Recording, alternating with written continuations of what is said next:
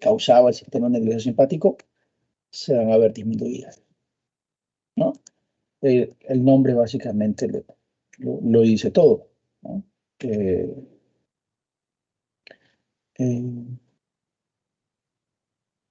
Mirka, ¿cuántos receptores tenemos nosotros simpáticos?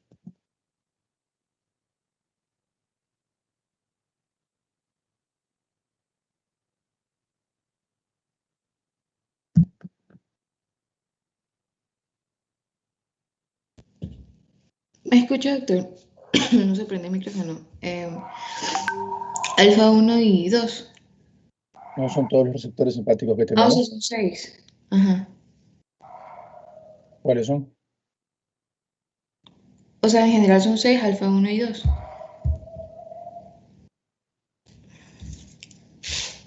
Si dice que son 6, solamente me ha dicho 2. Ah, sí. Entonces serían. Ay, no me olvidé.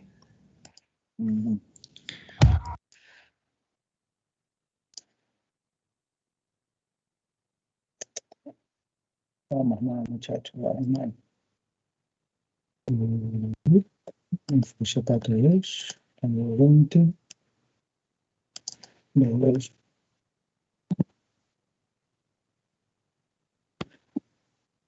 Y estamos 14.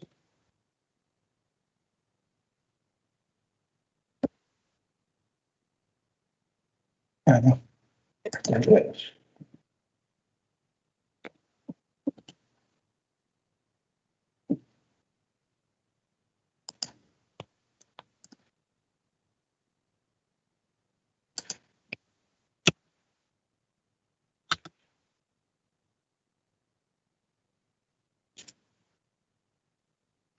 Nosotros tenemos receptores alfa y beta. Tenemos los alfa 1, alfa 2 y alfa 3. También hay subreceptores de alfa 1 y alfa 2. Tenemos nosotros los beta 1, beta 2 y beta 3, que a su vez van a tener subreceptores.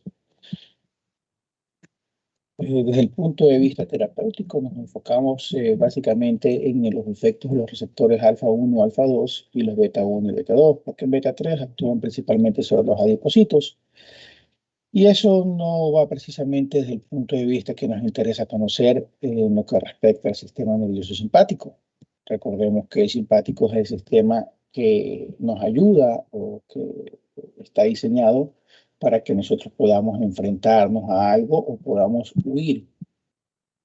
Ese es el que se dispara. Deben ya de tenerlo bastante claro.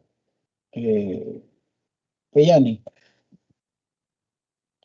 ¿cuál es la función que tienen principalmente los receptores alfa 2?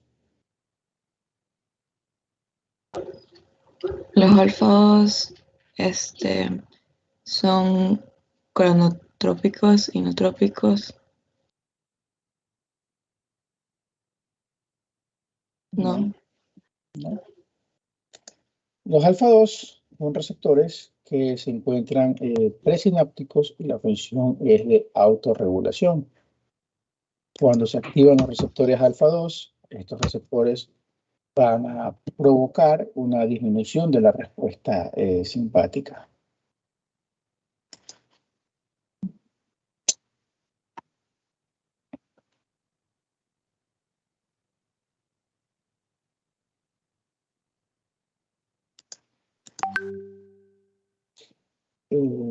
Reinaldo,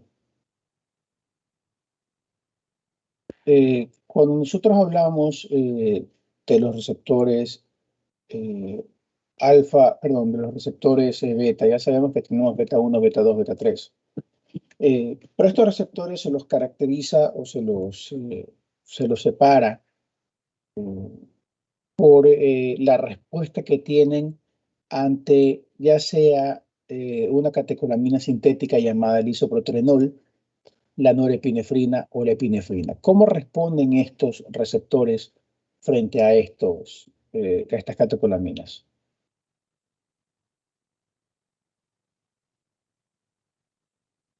Deberías saberlo tú.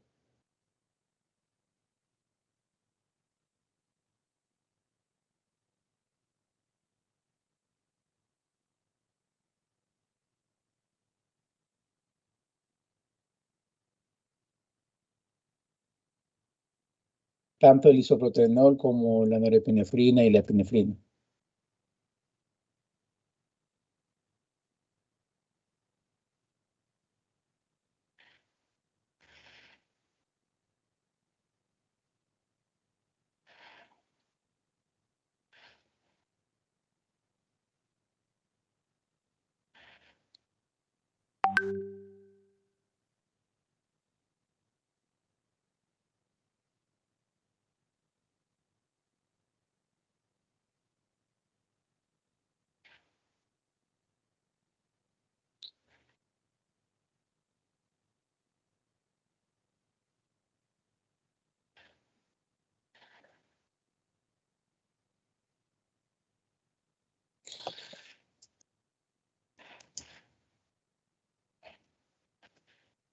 A ver, este fue briones. No estabas tan perdido. Eh, en los receptores beta, el, el isoproterenol, que es una catecolamina sintética, ¿verdad? Eh, causa ciertas diferencias en la respuesta, tanto en el beta 1 como en el beta 2. El isoprotenerol tiene una respuesta más potente en los receptores beta 2 que en los beta 1. En los beta 1, la respuesta más potente que tenemos nosotros usualmente es con la norepinefrina, más que con la epinefrina. Cuando nosotros hablamos de receptores beta 2, la respuesta más potente es con el isoprotenerol y le sigue la epinefrina, más no la norepinefrina. La norepinefrina tiene una respuesta mucho más leve que, vamos a mostrarles algo.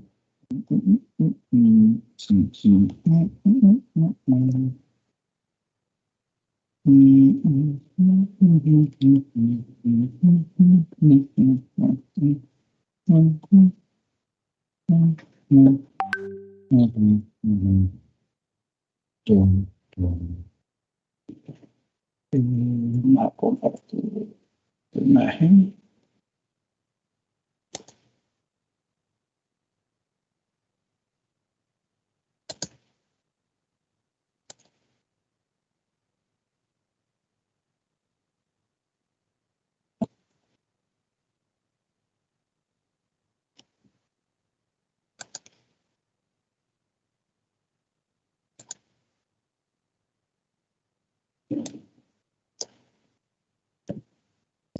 Captura de pantalla. ¿Cómo lo están aquí?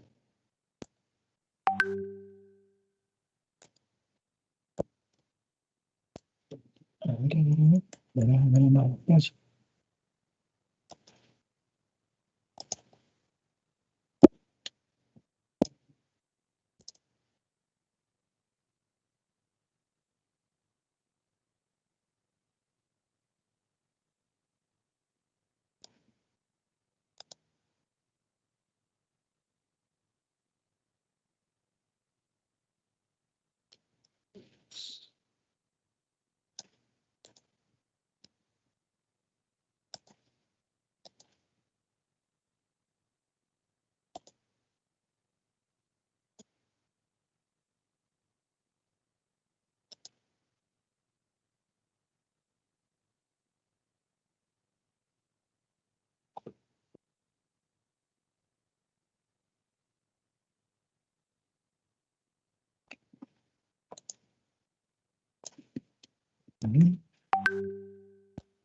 La imagen que no tenía guardada.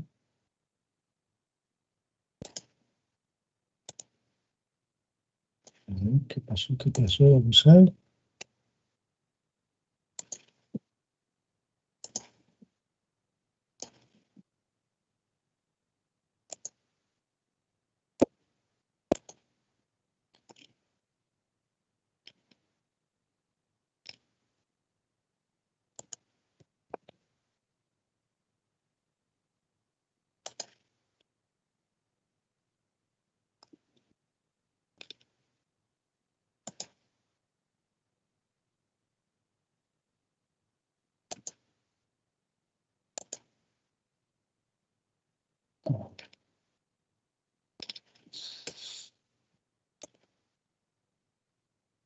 ¿Qué pasó? Mi captura de pantalla no se guardó. Caramba. Tenía que mostrar un gráfico para explicarles esto.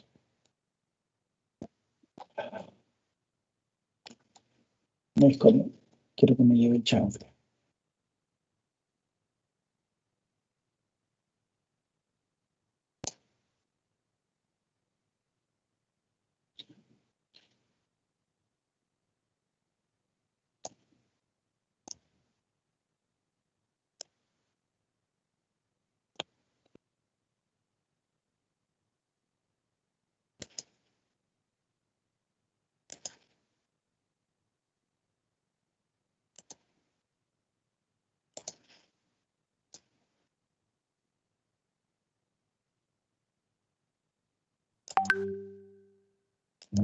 Vamos.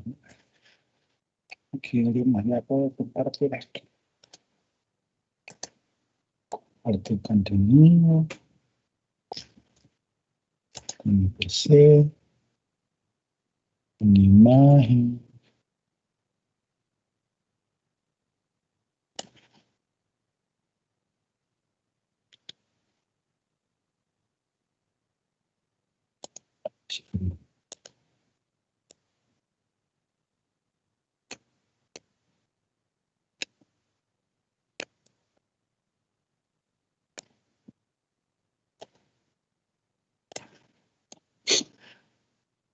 Algo no está bien en mi computadora.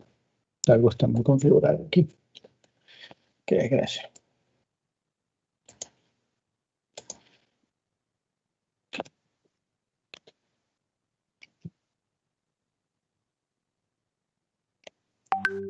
Último intento que hago. No nos podemos pasar todo el día aquí.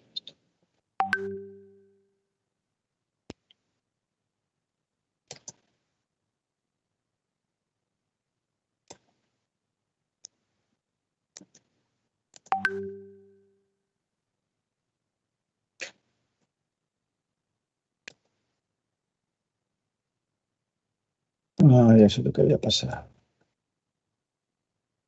Error mío, error mío, error mío. Error de principiante.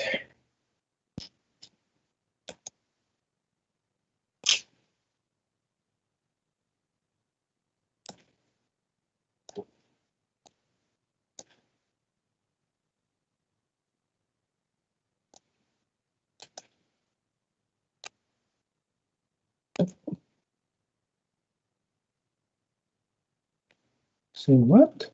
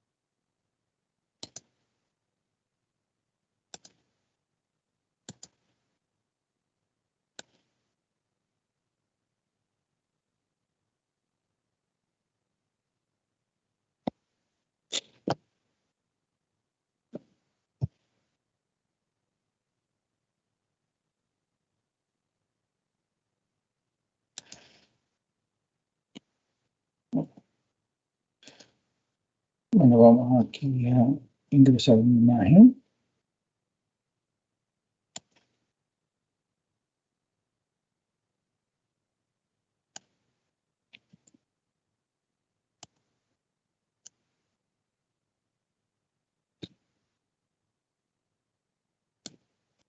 Ups. Sí pueden ver la imagen, ¿verdad? Sí, está muy Muy bien. pequeño. Háganla más grande, hagan zoom. Todo.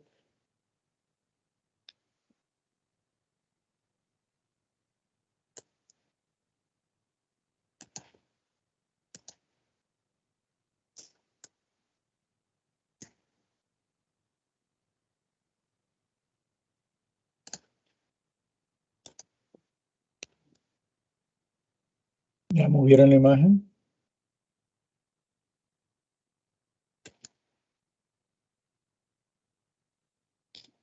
¿Ya hicieron zoom?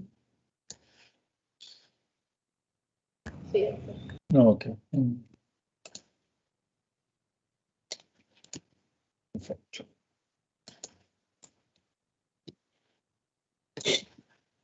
Muy bien. Bueno, si ustedes pueden ver en esta imagen, aquí nos habla acerca de receptores. Nos habla del receptor alfa de este lado. Nos habla de el receptor alfa aquí. Acá nos habla del beta. Acá beta 1 y beta 2. Y aquí nos pone una curva de comparación, ¿verdad? Acerca de la potencia, ¿verdad? De la concentración, de la cantidad de epinefrina que nosotros tenemos, y de epinefrina, norepinefrina e isoprotenerol para poder obtener una respuesta. Si ustedes ven en los receptores alfa 1, prácticamente están bastante juntas, ¿verdad? La epinefrina con la norepinefrina y obtenemos una respuesta bastante alta. ¿Qué quiere decir esto? Que los receptores alfa hay un poco mejor respuesta con la epinefrina que la norepinefrina. No es mucha, pero la respuesta es ser bastante rápida. La distancia que hay entre ambas es muy poca, si ustedes se dan cuenta. Aunque las concentraciones que tienen que existir de epinefrina y norepinefrina para obtener una respuesta en los receptores alfa 1, ¿verdad? Es bastante similar. Cuando nosotros hablamos de los receptores beta, ya la cosa cambia. Dense cuenta que en los receptores beta, quien lleva la delantera es el isoprotenerol. Tanto los beta 1 como los beta 2, el isoprotenerol los receptores beta responden mucho mejor al isoprotenerol que a la propia epinefrina y norepinefrina. En el caso de los beta 1, responden por igual ambos, tanto a la epi como a la norepi. Sin embargo, cuando nosotros ya hablamos de los receptores beta 2, esta distancia ya cambia y cambia mucho. Muchísimo. Entonces se dan cuenta ahí que en los receptores, en los receptores beta 2, la epinefrina tiene una respuesta o una mejor respuesta que la norepinefrina. Las cantidades de norepinefrina que se requerirían para obtener una respuesta son extremadamente altas en comparación a la epinefrina.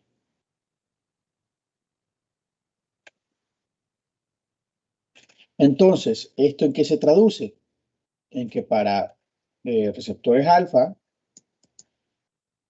la epi es un poco más que la norepi, pero la norepi es mucho más que el isoprotenerol. En los receptores beta 1, el iso es mayor que la epi y la epi es igual a la norepi.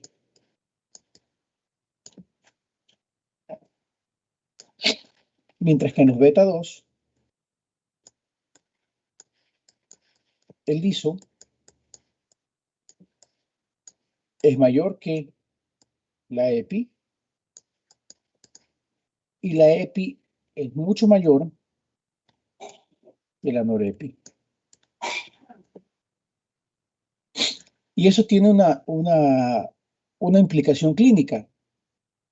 Cuando nosotros tenemos un paciente con un shock anafiláctico, por decirlo de alguna manera, este paciente con shock anafiláctico necesita o requiere o va a necesitar, tiene sus vías aéreas cerradas, hay un gran broncoespasmo.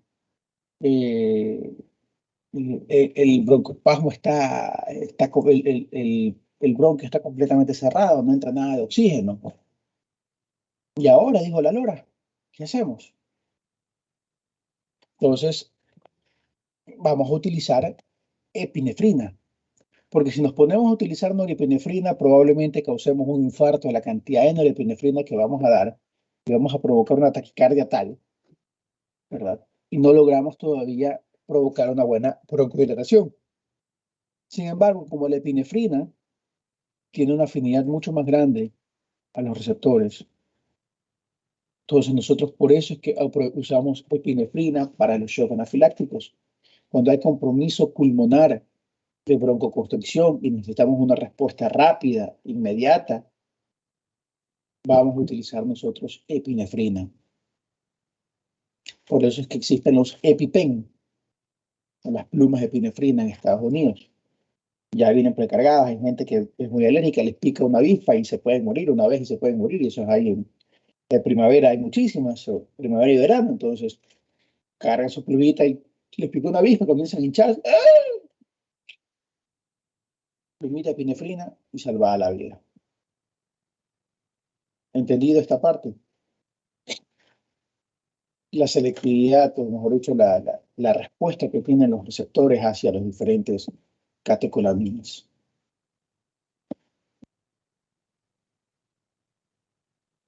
Aquí no están los receptores alfa 2, pero sepan que los receptores alfa 2 también tienen una buena respuesta a la epinefrina, a la norepinefrina y al misoprotenerol. Por eso es que inicialmente puede existir una bradicardia o hipotensión cuando se inicia la norepinefrina, pero es por la estimulación de los receptores alfa 2.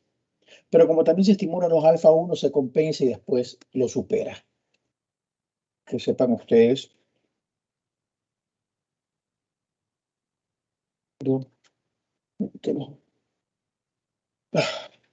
Chicos, no se rasquen los ojos, eso está mal. Se puede provocar un queratocoma. No hagan eso. Pero bueno, que sepan entonces ustedes que puede causar gran broncodilatación los receptores beta 2 cuando utilizamos epinefrina en comparación a la norepinefrina. ¿Ok? Muy bien. Entonces, continuando con lo que tenemos que saber. Entonces, ya sabemos que para nosotros hablar de estos fármacos adrenérgicos, vamos a tener primero, perdón, Dios mío, eh, algunos tipos de receptores adrenérgicos directos, o sea que van a actuar directamente sobre los receptores alfa 1 o alfa 2. Entonces es un fármaco que va a coger y se va a meter ahí a actuar, ¿no? Entre estos grupos de fármacos nosotros tenemos, por ejemplo, la fenilefrina y la metoxamina, por hablar de un ejemplo, que estos son receptores, que son agonistas selectivos para los receptores alfa 1. ¿No? Para los receptores alfa 2, nosotros tenemos, por ejemplo, la clonidina o la guanfacina. Nosotros tenemos los receptores alfa 2, tenemos nosotros eh, receptores con la alfa metildopa también. ¿Eh? Nosotros vamos a tener nosotros como receptores aquí a la a, a la alfa metildopa. Nosotros en los receptores beta tenemos nosotros a la dobutamina. La dopamina también va a tener un efecto en los receptores beta. Entonces nosotros tenemos también fármacos que van a estimular directamente los receptores beta 1. Eh, eh, como había dicho, como la dobutamina, la propia dopamina también va a tener este efecto. Sino que hablaremos un poquito de la dopamina, que su efecto está dado en base a la dosis, ¿no? de los pocos fármacos que nosotros mencionaremos aquí, efectos relativos a la dosis. Y tenemos nosotros para los receptores beta 2, receptores específicos, agonistas específicos, tenemos al salbutamol, el bitolterol, formotemol, levolbuterol, terbutalina, salmeterol, etcétera, ¿no? Cada uno con ciertas características, algunos de acción más rápida, otros de acción más lenta, y ya lo vamos a ir hablando poco a poco más adelante. Estos son los que tienen acción directa, pero nosotros también vamos a tener fármacos de acción indirecta. ¿Por qué de acción indirecta? Porque nosotros lo que podemos hacer es bloquear eh, la recaptación eh, de las catecolaminas, o sea, evitamos que se destruyan. Nosotros podemos evitar que sean transportadas por una vesícula de monoaminas, que es el IBMAT, que esta vesícula no coja las monoaminas y se las lleve para adentro, sino que deje ahí circulando a a los, eh, a los neurotransmisores. Podemos provocar un bloqueo de, eh, de la monoaminoxidasa que a degradar, por decirlo así, estas catecolaminas. Entonces, todo esto aquí podemos tener. Son, en cambio, los simpaticomiméticos de acción indirecta. Y tenemos nosotros los mixtos. ¿Qué hacen los mixtos? Pues los mixtos provocan un poquito de ambos. Van a actuar también en la membrana, o sea, van a actuar a nivel del receptor, ¿ya? Y van a provocar también eh, evitan también que ese transportador se lleve al fármaco de regreso a la membrana presináptica, la neurona presináptica. Esos son los de acción mixta. Aquí tenemos a la efedrina, la pseudoefedrina, que son los dos portes estandartes, por decirlo así, de este tipo de fármacos, ¿no? Vamos ahorita a conversar un poquito acerca de los de acción directa.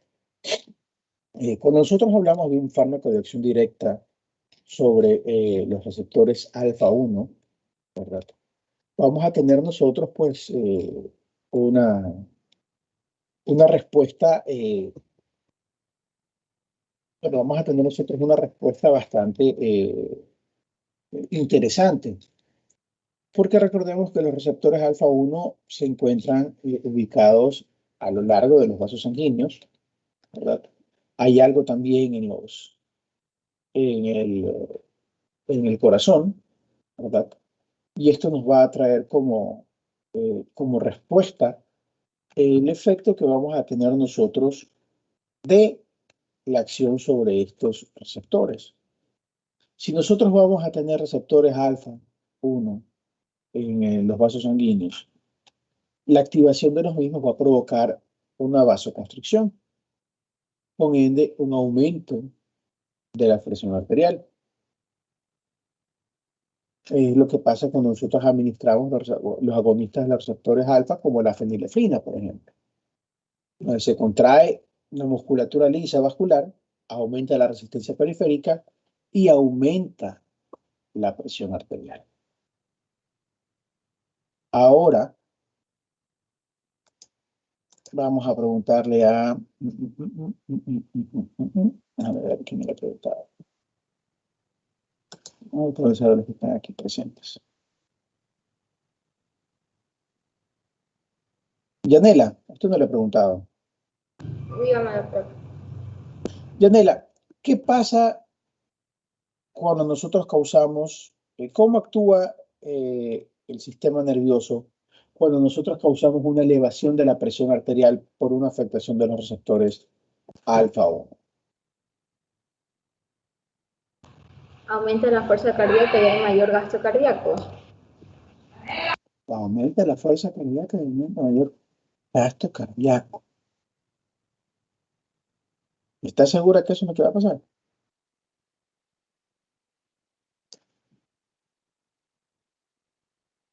A ver, claro, aumenta la fuerza de la contractilidad del corazón. O sea, cuando nosotros damos un bloqueante alfa como la fenilefrina, va a aumentar la frecuencia, Y entonces disminuiría porque es todo lo contrario. o es lo uno o es lo otro. ¿Me puedes repetir la pregunta, por favor? No estamos pendientes de la clase de lo que estoy hablando.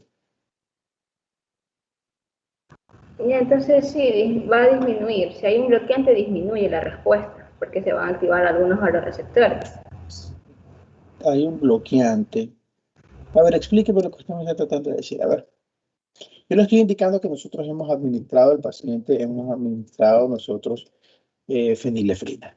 Pues esto va a provocar que, como ya sabemos que es un, eh, es un simpático mimético, ¿verdad? Va a actuar estimulando los receptores alfa 1, ¿verdad? Y esto va a provocar un aumento de la presión arterial. Sí, eso es la fenilefrina. Sí, pero eso lo dije yo. Ya. Y usted me dice que usa un bloqueante, entonces va a ¿Ah? disminuir. Usa un bloqueante. ¿Qué? Si usamos un bloqueante, entonces va a ¿Y disminuir. quién hablaba de un bloqueante? Entonces repítame por favor la pregunta.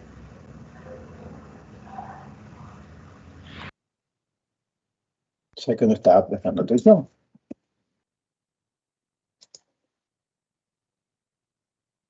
No, así yo veo si están prestando atención a la clase. Entonces, como yo les decía, si vamos a provocar nosotros una vasoconstricción, producto del efecto de los alfa 1, nuestro sistema nervioso autónomo va a responder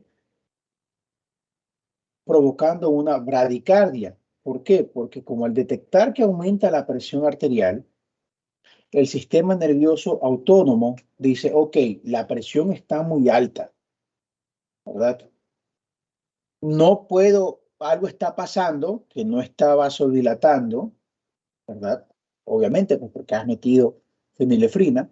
Y la única manera que tiene para responder o para contrarrestar a esa presión alta que se dio cuenta el sistema nervioso autónomo que tenía por los diferentes vasoreceptores, va a responder con una bradicardia. Va a disminuir la frecuencia cardíaca. Por eso, a veces, en ocasiones, cuando nosotros administramos este tipo de fármacos alfa 1 agonistas puros, podemos tener como respuesta una disminución de la frecuencia cardíaca. Pero es secundaria a esta respuesta causada por este agonista alfa 1. Eso es lo que va a pasar. Entonces vamos a tener nosotros aumento de la resistencia periférica como una probable disminución de la frecuencia cardíaca. Que sepan ustedes que esto se utiliza, la fenilefrina, se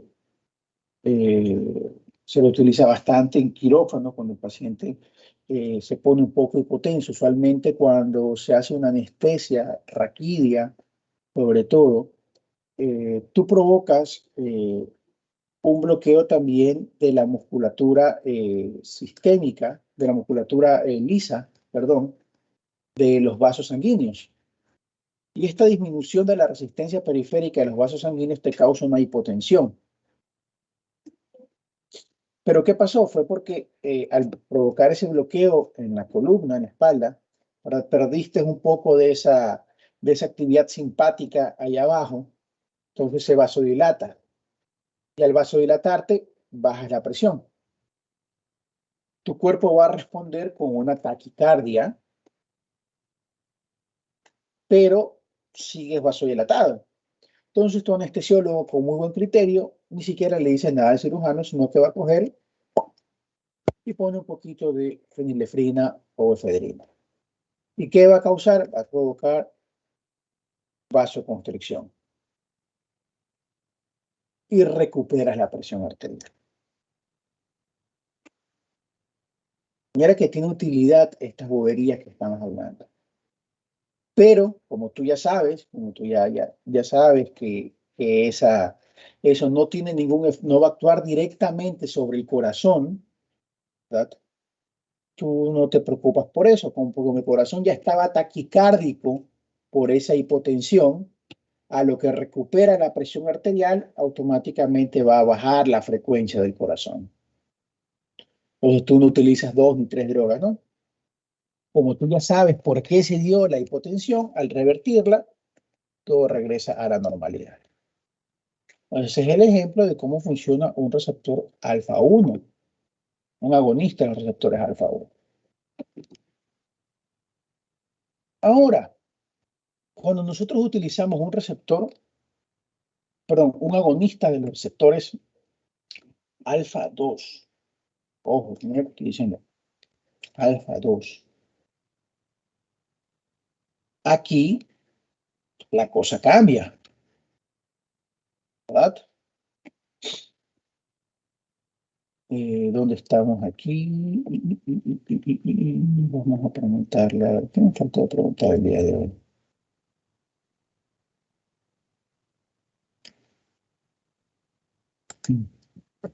Le hemos preguntado a Mirka. Mirka ya le preguntamos hoy día. A ver si Mirka ya le preguntamos. Ya le hemos preguntado. Hemos preguntado a 5 personas. 4. Me falta uno.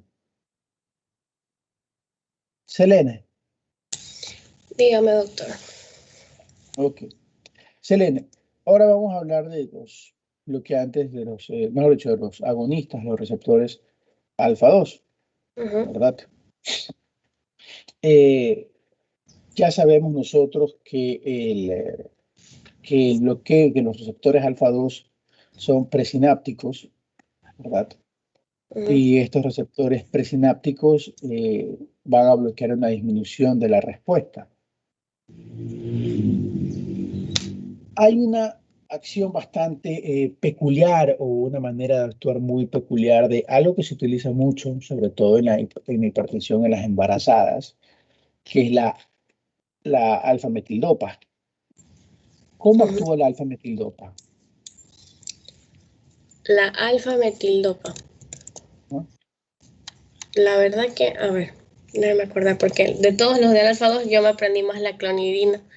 No sé si mantengan un mecanismo de acción muy parecido. Perdón, sí, está bien, clonidina. Hagamos clic, revisemos, googleemos rápido.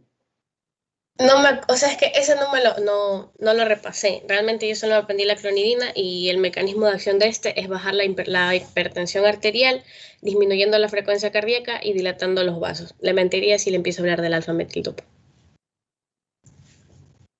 ¿No? Tienen que leer de todos, no solamente uno solo. La alfa-metildopa se usa muchísimo, sobre todo en mujeres embarazadas. Se utiliza para el manejo de la hipertensión en el embarazo, de la eclampsia. Es muy utilizada ahí. La alfa-metildopa tiene una manera de acción o un mecanismo de acción muy particular. ¿Qué es lo que hace? La alfa-metildopa es un análogo de la levodopa. O sea, son parecidos. Y recordemos que la levodopa normalmente ingresa a las neuronas y se va a transformar en norepinefrina. En este caso, la alfa-metildopa va a ingresar a las neuronas, ¿verdad? Y va a ser transformado en alfa-metilnorepinefrina. Esta alfa-metilnorepinefrina como que va disfrazada, como que va camuflada, ¿verdad? Por decirlo así, como que si fuese norepinefrina de verdad, y va a ser liberada en la hendidura sináptica. Pero como no es en realidad norepinefrina, sino es alfa-metilnorepinefrina, ¿sabes lo que le va a hacer a los receptores? Se va a burlar de ellos. Se le va a cagar de risa, ¿no? Y no va a hacer absolutamente nada. Entonces, al estar liberando una especie de falso neurotransmisor, ¿verdad? Simpático. Entonces tu respuesta simpática disminuye. Entonces te va a disminuir la presión arterial y disminuye en algo, ¿ya? La frecuencia cardíaca. Recordemos que el corazón más bien trabaja frenado, no trabaja acelerado, ¿ya? Eso es algo que está en los libros. ¿Cuál es el sistema que más trabaja presente? Mientras que los vasos sanguíneos viven en contracción para mantener el tono, el corazón vive como que aguantado y el que más trabaja es el parasimpático. El parasimpático le está diciendo al corazón y a los nodos, brother, suave, suave, suave, suave. Entonces, como está así, una liberación de un bloqueo del sistema simpático no nos va a causar una gran bradicardia porque el corazón vive aguantado. Diferente es que cuando, por ejemplo, nosotros damos atropina, que la atropina va a bloquear a los receptores de acetilcolina, del parasimpático. Ahí tú das atropina y el corazón se dispara. Cuando tú das atropina, la frecuencia cardíaca aumenta. ¿Por qué? Porque tú estás bloqueando al parasimpático. Y como el corazón vive frenado, al quitarle el freno, eso es como cuando tú tienes un perrito que tú lo sacas a pasear, pero que el perrito está con la cadena y va jalando todo el tiempo. El perrito va caminando a tu ritmo, pero donde que se te afloja la correa, ese perro sale, pero es como alma que lleva el diablo.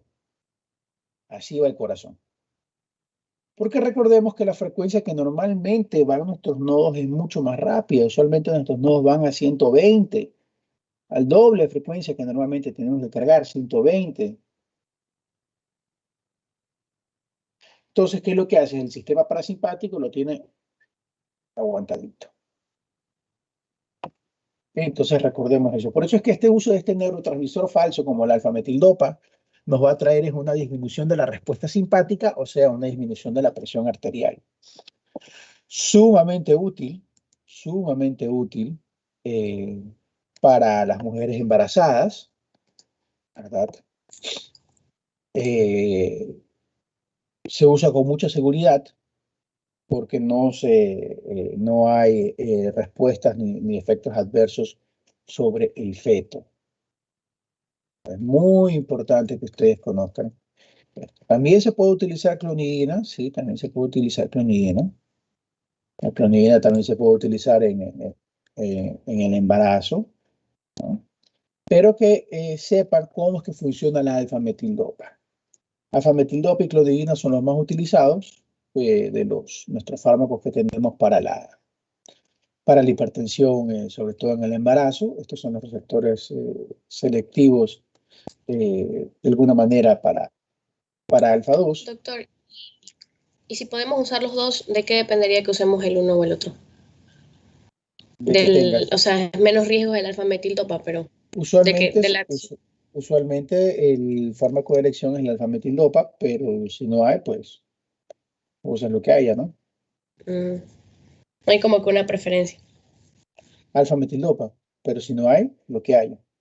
Si no hay alfa-metildopa, clonidina. Si no hay clonidina, guanfacina. O si no, aumenta la cantidad de sulfato de magnesio, que también funciona como antihipertensivo en el embarazo. Pero, por lo general, en los centros obstétricos suele haber o alfa-metildopa o clonidina. Entonces, ¿qué es lo que va a causar? Estos fármacos disminuyen la presión arterial porque disminuyen la liberación de norepinefrina. La clonidina, pues, como va a bloquear a los receptores alfa-2, que son los autorreceptores que tienen el efecto de autorregulación negativa, va a hacerle creer a la neurona que hay demasiada norepinefrina circulando y va a hacer que disminuya la cantidad de norepinefrina que va a liberar. Al hacerlo, obtenemos el efecto maravilloso de la disminución de la presión arterial. ¿No?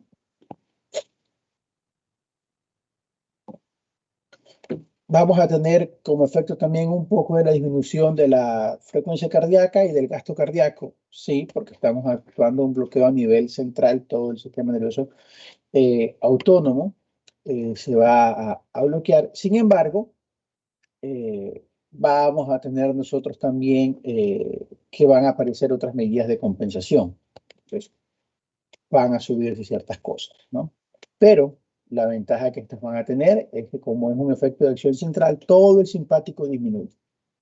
Entonces va a disminuir la acción de la liberación de la norepinefrina a nivel de la hendidura sináptica. Pero también como va a haber una disminución de la activación simpática a nivel central, porque sí atraviesan la barrera hematoencefálica, ¿verdad?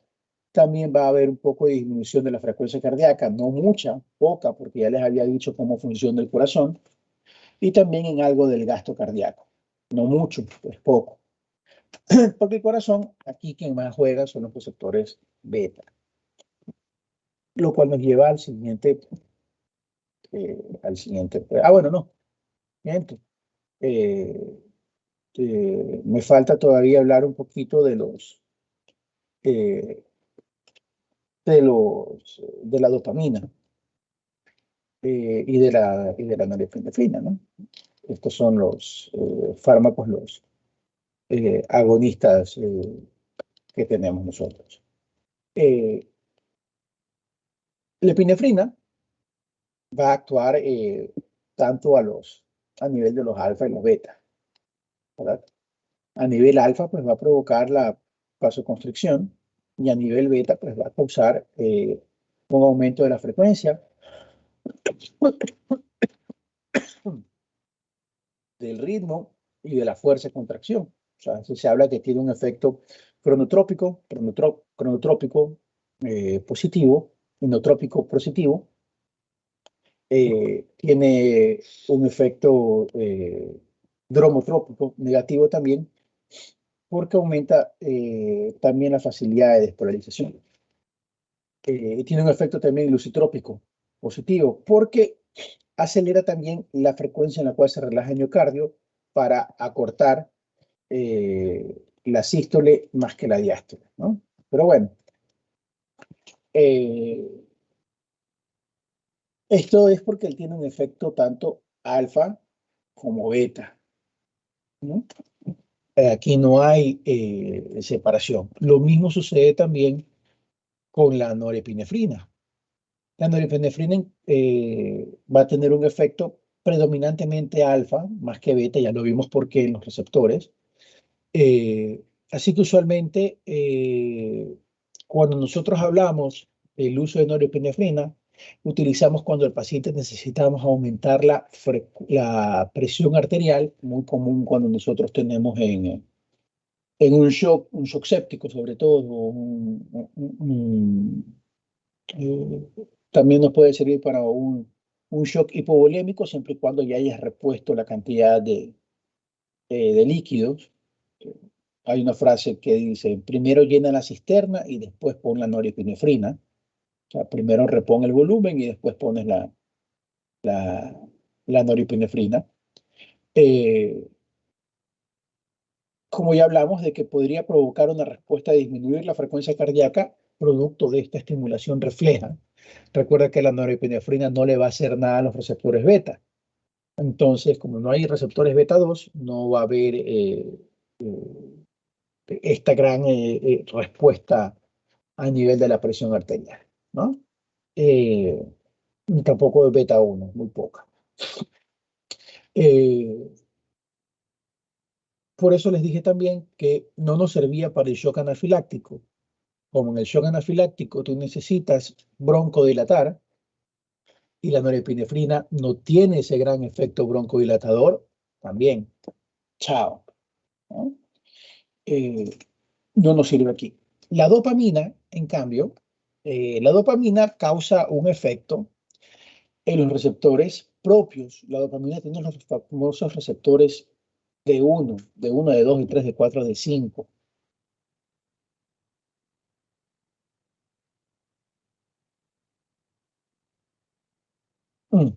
Perdón. La dopamina es de los fármacos que tienen una respuesta, una variada según la dosis. A dosis bajas, ¿qué es lo que va a causar la dopamina? Va a provocar relajación del músculo liso, sobre todo a nivel renal, mesentérico. Algo en el coronario, pero sobre todo renal y mesentérico. ¿Por qué? Porque al activar este receptor de dopamina tipo 1, ¿verdad?, va a causar que están ubicados a nivel renal, a nivel mesentérico, va a provocar esta vasodilatación. También va a provocar a nivel de los receptores de dopamina tipo 2, los D2, que se activen. Y estos receptores D2 son inhibidores. D2, D3, D4 son inhibidores, D1 y D5 son estimuladores, para que lo sepa. D2, al ser un inhibidor, va a causar una disminución en la liberación de norepinefrina. Por eso es que va a provocar ese efecto vasodilatador, ¿no?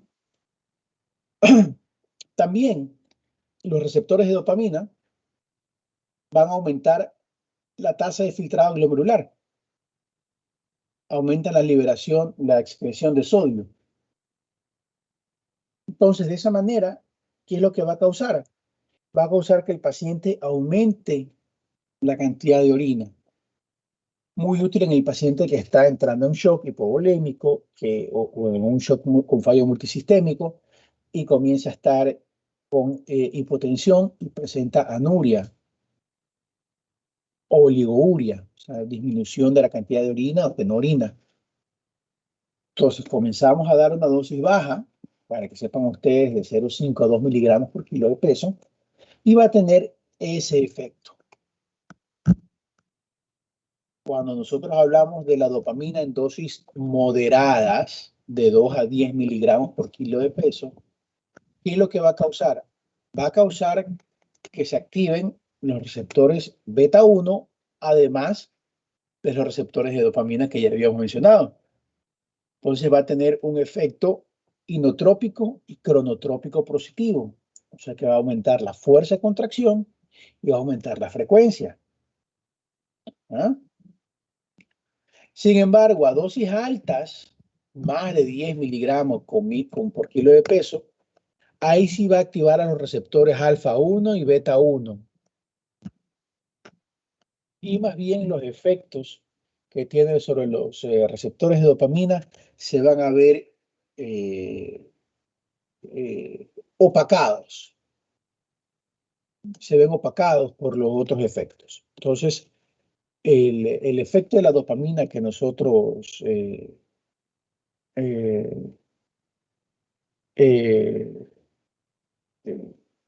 por decirlo así, los efectos beneficiosos que nosotros veríamos por la dopamina se ven ya bloqueados por este gran efecto que nosotros tenemos sobre los receptores alfa y beta. Entonces, entiendan un poquito cómo funcionan estos fármacos, estas drogas, que son muy utilizadas, sobre todo a nivel de las unidades de terapia intensiva. Eso es pan nuestro de cada día. Todos los días vamos a vivir o vamos a enfrentarnos a esto, ¿no? Cavagaleas, no está, ¿verdad? Castro Quijije tampoco está. Correa Figueroa tampoco vino. Intriago Pita, nada. Jazmín Ortega, tampoco. Emanuel Quintero, nada. Juan Sebastián Rodríguez, Tampoco. Carla Emilia Suárez. Pedro Javier Toledo. Jesús Joao Yepes. Bueno, como van ganando cero. Que se desvelaron viendo el partido de Ecuador. Una pregunta, ¿alguien sabe qué pasó con Ecuador? ¿Perdió? ¿Ganó? ¿Empató? ¿Qué? Perdió. Ah, mejor. Yo ni vi ese partido. Estaba con una tortícolis espectacular. Pero bueno. Mejor que ni gasté mi tiempo, mis energías viendo ese poco de malo. Vamos a cerrar esto. Entonces, eso con los fármacos que actúan a nivel de los receptores. Hablamos de los alfa, hablamos de los naturales, por decirlo así, hablamos de la norepinefrina, epinefrina y dopamina. Pero vamos a hablar y hablamos también de los receptores alfa 2, que ya tienen en cambio una respuesta, es simpático-lítica. Vamos a bloquear el simpático. Ahora vamos a hablar nosotros de los fármacos que actúan a nivel de los receptores beta, ¿no? Ya hablamos un poquito del isoprotenerol. Más es para fines experimentales hoy por hoy, porque ya no se usa con fines terapéuticos, debido a que, como ustedes se dieron cuenta, provoca una respuesta muy exagerada a nivel de los tres receptores, de beta 1, beta 2, beta 3. Entonces, terminas perdiendo el efecto beneficioso porque te causa muchos efectos adversos del otro. Si quieres utilizarlo como broncodilatador, te causa demasiada taquicardia. Entonces, ¿para qué? Habiendo drogas mucho más efectivas, ¿no? Entre esos tenemos nosotros a la dobutamina. La dobutamina es un simpático mimético, ¿verdad? Que tiene efectos bastante complejos, ¿no? La dobutamina es una, es una mezcla de los enantiómeros, tanto positivos y negativos, o sea, dextrógenos y libógeros, ¿verdad? Estos, nada, no sé qué había pasado por aquí. Dios mío, qué vergüenza. Tanto de los dextrógenos como los libógeros, ese es el efecto del relajante muscular. Entonces, ¿qué va a causar? El enantiómero positivo de la dobutamina tiende a activar a los receptores beta 1. O sea, va a tener efectos inotrópicos y cronotrópicos positivos. O sea, aumenta la frecuencia y aumenta la fuerza de contracción. Sin embargo, el enantiómero positivo también activa a los receptores beta 2 e inhibe a los receptores beta 1. ¿Eh? Entonces, ¿qué va a tener? Efectos vasodilatadores.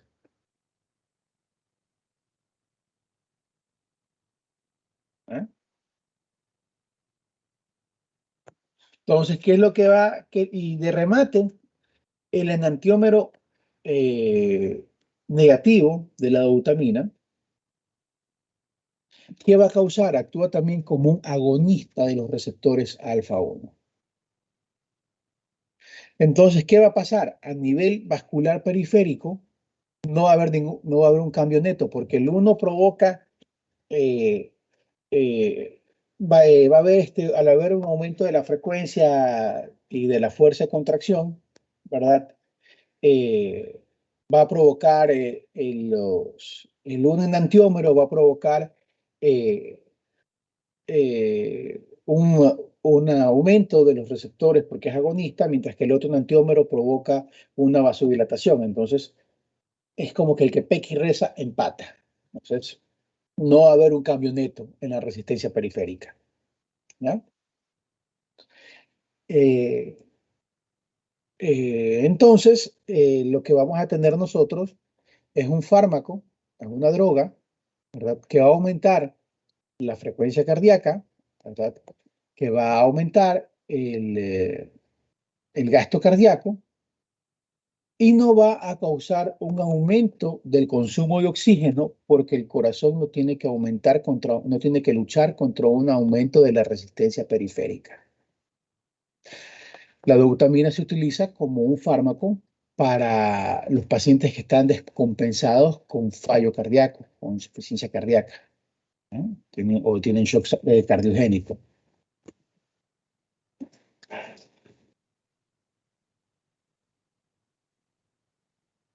Entonces que sepan ustedes que la dobutamina tiene esa acción.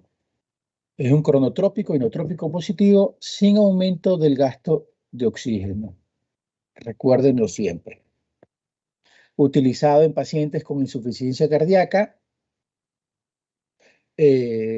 usualmente que están descompensados, los pacientes con insuficiencia cardíaca congestiva, perdón, se descompensan con mucha facilidad, con mucha frecuencia. ¿Qué es lo que se hace ahí? Pues al paciente se lo trata, el paciente con insuficiencia cardíaca congestiva usualmente tiene un problema de que como no puede bombear bien la sangre, ¿verdad?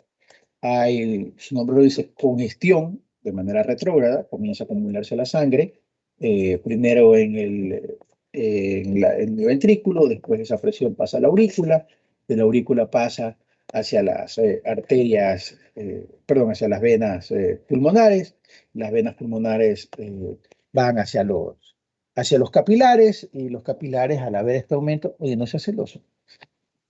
Te dirán, mi perro, no puedo hacer nada al otro perro, pero se pone celoso. Aumenta esta presión a las venas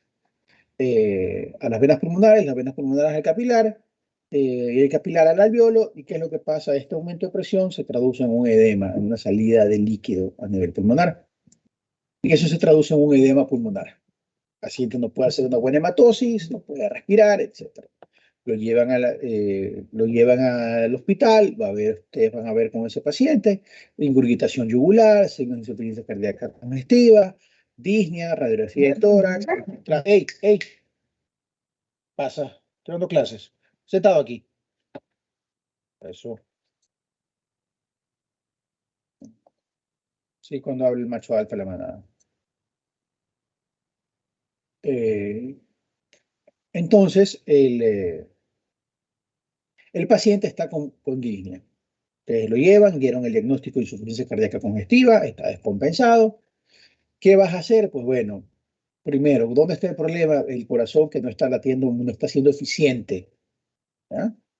¿Qué vas a hacer? En este caso, vas a dar un inotrópico positivo. De preferencia, uno que no incluya en el gasto de oxígeno. ¿Ya? ¿Por qué? Como no hay aumento de la resistencia periférica, el corazón no tiene que luchar extra, no hay aumento del gasto de oxígeno, dobutamina. Y con la dobutamina aumentas tú la eficiencia de cada latido.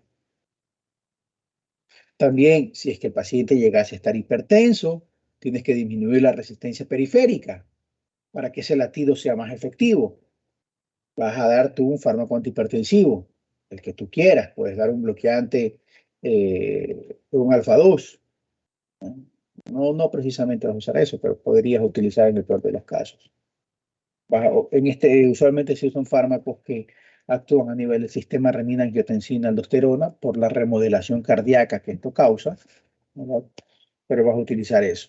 Vas a utilizar un diurético. ¿Por qué? Porque quieres disminuir el volumen. Entonces vas a aumentar el filtrado glomerular.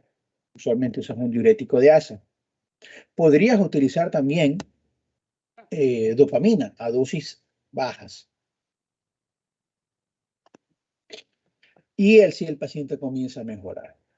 Pero que entiendas que la dobutamina es una herramienta que tú tienes, sobre todo para la disminución del aumento. Pero mucho, para la dobutamina es una opción que tú tienes para aumentar la fuerza de contracción sin aumentar el gasto de oxígeno. Ojo, miren que hablo el gasto de oxígeno. El gasto cardíaco sí aumenta, Recuerde que el gasto cardíaco es la cantidad de sangre que sale del corazón. Mejora el gasto cardíaco sin aumentar el consumo de oxígeno. Soy muy clarito. Por eso también nos es muy útil en pacientes que quedan con insuficiencia cardíaca post-infartos. Después que se ha infartado el paciente, hay pacientes que tienen infartos tan grandes que se muere una cantidad muy grande de corazón, ¿verdad? Que no tienes buena contractibilidad. O sea, se te muere solamente una parte de la pared y la otra no se mueve. Entonces, no eres eficiente expulsando sangre. Ahí funciona muy bien también la dobutamina, porque al no aumentar el consumo de oxígeno, ¿verdad? No estás haciendo que la poca cantidad de sangre que le llega porque se tapó esa arteria, no estás haciendo que aumente el consumo de sangre. ¿Ok? ¿De acuerdo? Ven la importancia de la dobutamina. Dobutamina. ¿Ah? Ahora vamos a hablar un poquito de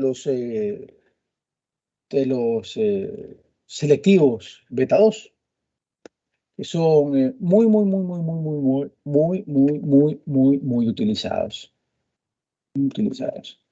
Sobre todo, ¿por qué? Porque recuérdenme por favor un poquito, Eyani, ¿dónde estaban los receptores o dónde era predominantemente el efecto de los beta 2? En los bronquios iban a causar broncodilatación. Broncodilatación, ¿verdad? Sí. ¿También en dónde más estaban? También iban a causar relajación del músculo liso, del tracto genitourinario. Exacto, más que el tracto genitourinario a nivel genital femenino, contracciones uterinas. Entonces, los receptores beta 2 están a nivel del músculo liso. Entonces, donde haya músculo liso en gran cantidad, vamos nosotros a poder observar su efecto. En los bronquios, por supuesto, tenemos nuestra trabo bronquial es grande. Y cada anillo bronquial está rodeado por un musculito. Si ese musculito se aprieta, se irrita y algo pasa, y se desencadena una respuesta alérgica, liberación de histamina, se te va a cerrar. Ahí. Eso es lo que le pasa a los asmáticos. El asmático se le cierra el bronquio.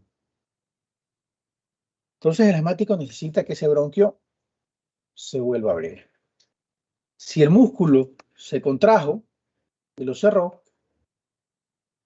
¿por qué no dilatamos el músculo? ¿No te parece? Juguemos a la lógica, no inventemos el agua tibia. Entonces, muy bien. Alguien con muy buen criterio dijo, vamos a darle un fármaco que pueda causar dilatación del músculo bronquial. Beta 2 agonistas. Y ahí apareció el bienvenido famoso y el prototipo de estos de aquí, es el famoso salbutamol, que en los libros en inglés lo llaman albuterol, es lo mismo. Salbutamol o albuterol es exactamente lo mismo,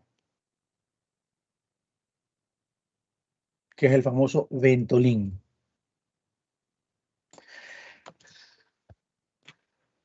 A medida que nosotros fuimos avanzando, fuimos descubriendo que los fármacos beta 2 habían de acción corta y rápida, pero también habían de acción lenta y prolongada.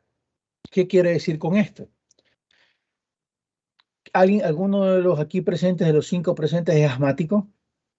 ¿O usó Ventolin cuando era pequeño? No los veo. ¿Dónde está MG, RB, SC? ¿Dónde están? Aponte. No te veo.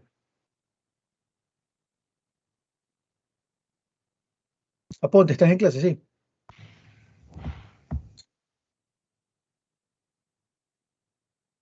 Selene, ¿está vivo también? ¿Usted es asmática, no? ¿Ninguno de ustedes ha sido asmático? Bueno, ¿alguno de ustedes ha visto a un asmático alguna vez? ¿Ha tenido un compañerito asmático? ¿Sí los han visto que esos andan con su Ventolin, su chisguete de arriba para abajo? ¿Ya? Ahora, en estos tiempos modernos, ya no se maneja el asma solamente con el chilletito del Ventolin. Porque el Ventolin es muy útil cuando da el ataque del asma. Tú coges, te das ahí 2 puffs, 3 puffs, 4 puffs, los puffs necesarios. Y como es un beta 2 de acción rápida, o sea, el Ventolin actúa rapidísimo, en menos de 1 o 2 minutos ya está actuando, ¿verdad? Va a provocar esa gran broncodilatación. También recordemos que si bien es cierto, los fármacos que se habla que son selectivos para un receptor, usualmente quiere decir de que es mucho más efectivo sobre un receptor que otro, pero igual lo estimula. Cuando hablamos nosotros de los fármacos beta 2 agonistas, quiere decir de que es de 100 a 1000 veces más efectivo sobre este receptor beta 2 que sobre el beta 1. Pero sí hay todavía algo de efecto sobre el beta 1.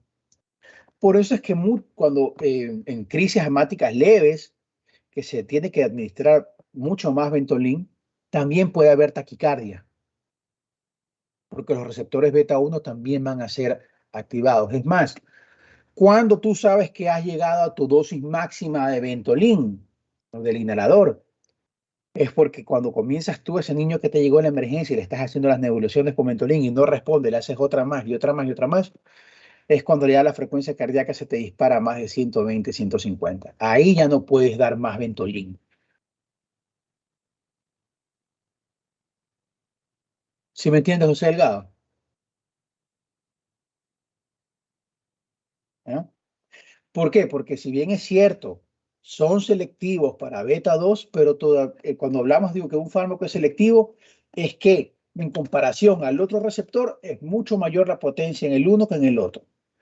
Va a ser mucho mayor en el beta 2 que en el beta 1, pero va a haber algo de beta 1. Entonces, puedes causar taquicardia. Entonces, el niño con asma vive con su chiquetito todos los días. Pero alguien dijo, bueno, brother, ¿y por qué no utilizamos un beta 2 que como que actúe como que más tiempo en el día y lo tenga ese bronquio más dilatado? Para la pena que eres inteligente, le dijeron. Entonces, ¡pum! Aparecieron los beta 2 agonistas de acción larga, como el formoterol, el salmeterol. Miren que digo salmeterol, no salbutamol, salmeterol, formoterol. Son beta 2 agonistas de acción larga. Entonces, claro, esto de aquí se utilizan y evitan o disminuyen en parte que hayan muchas crisis. Sin embargo, el paciente asmático siempre debe tener su Ventolin, su beta 1 agonista, en caso de que le dé una crisis no programada. Bueno, ¿quién nadie programa las crisis? Pero no pendejada, yo también. En caso que le dé una crisis en el transcurso del día y pueda resolverla con su Ventolin. Porque los beta 2 son de acción larga, pero también demoran en hacer efecto. Tú usas tu Ventolin en la mañana, tu salmeterol o tu formoterol en la mañana, pero hasta que haga efecto el salmeterol pasará media hora, pues. Y ahí se queda el efecto durante 12 horas. Usualmente el uso es cada 12 horas, esto de aquí. Entonces se queda el efecto durante 12 horas, ¿verdad? Pero en esas 12 horas puede ser que haya un espasmo, un broncoespasmo, por algún motivo. Haz de cuenta que tuvo educación física o resulta que Reinaldo andaba con sus panas malandros y comenzaron a desvalijar gente ahí y comenzaron pica, pica, pica, entonces lo dejaron atrás o andaba con sus panas medios malandrines y comenzaron a tocar timbres de las casas, ¿no? Entonces ahí les tocaba salir corriendo. Entonces, y esa corrida le pudo haber desencadenado pues una crisis asmática. Si él está confiado en que el efecto de las 12 horas lo va a ayudar, pues se va a quedar ahí botado, lo van a agarrar, lo van a garrotear, le van a dar una paliza Pero como ya sabe que eso no puede ser, siempre carga su Ventolin a un lado. Pero lo que sí hacen es disminuir el número de ataques de manera significativa. Es más, para que ustedes sepan, eh, el asma se habla que es una respuesta inflamatoria, y por eso estos fármacos beta 2 agonistas de larga duración se los combina con corticoides inhalados. Todavía no hemos visto corticoides, pero que sepan que los corticoides son antiinflamatorios muy potentes. Entonces, al utilizar estás atacando el asma tanto por el componente muscular que se cierra con el beta 2 dilatador y la parte inflamatoria de la mucosa con el fármaco corticoide. Entonces, usualmente vas a ver estos fármacos combinados. Ceretide, por ejemplo, es una combinación de fluticasona con salmeterol, muy utilizado. Hay otro que no me acuerdo, que es combinación de formoterol con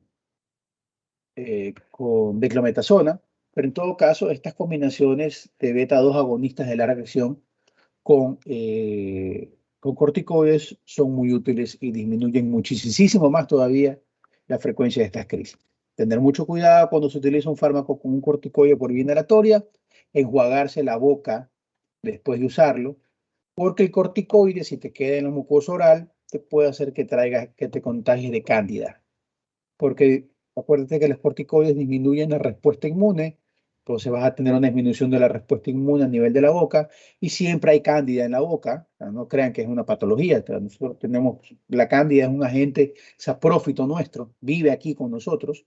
Al utilizar ese corticoide vas a hacer que crezca demasiado y vas a tener placas de Muguet y estas cosas, ¿no? Pero bueno, eso no estamos hablando de corticoides, pero que sepan que los beta 2 agonistas hay de acción corta y de acción larga, ¿no? Y cuál es el uso de cada uno de estos. También los beta 2 no funcionan muy bien en casos de que la paciente comienza a presentar eh, eh, contracciones prematuras. Usualmente se utiliza mucho la terbutalina, la ritodrina también, pero ¿qué es lo que hace? Activa los receptores beta 2. Entonces, al activar los receptores beta 2, va a disminuir las contracciones del músculo liso, ¿no? Entonces, va a evitar, por eso se lo actúa como un agente tocolítico. ¿Ok?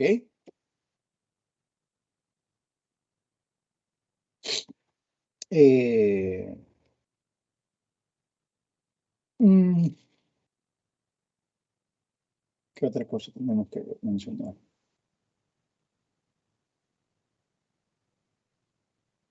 Vamos a hablar también de la efedrina y la pseudoefedrina, me olvidaba, que son los simpaticomiméticos de acción indirecta, entre otros. Estos simpaticomiméticos de acción indirecta, en este caso la efedrina, se los utiliza porque tienen son derivados usualmente de las anfetaminas. Las anfetaminas tienen esta capacidad, por decirlo así, estos de acción eh, mixta, ¿verdad? Tienen estas características, las anfetaminas. Sin embargo, como atraviesan mucho la barrera hematoencefálica, ¿verdad? Tienden a tener ese efecto a nivel del sistema nervioso central, ¿no? Eh, eh, en eso tenemos nosotros a la metanfetamina, la metilfenitidato, tenemos también el modafilino, ¿verdad? ¿Qué hacen estos fármacos? Estos fármacos a lo que ingresan, perdón, al sistema nervioso central, que es lo que van a hacer. Ellos evitan la recaptación de la norepinefrina o de los simpáticos miméticos, porque evitan que el transportador de norepinefrina, o sea, el NET, actúe. ¿No? Entonces, evitas que el neurotransmisor, la norepinefrina que está circulando en la hendidura sináptica, lo bloqueas que vuelve a ingresar, entonces se queda ahí mucho más tiempo. También, ¿qué es lo que van a hacer? Van a ingresar y van a promover que las catecolaminas que están guardadas en las vesículas se liberen. O sea, vas a causar una mayor liberación de las catecolaminas y vas a evitar que estas aquí puedan ser reabsorbidas. Ese es el efecto de las anfetaminas. Entonces hay que tener bastante, mucho ojo. Ya les digo que se los utiliza más bien para el déficit de atención, pero que sepan que ese es los efectos de los simpático-miméticos de acción indirecta, ¿no?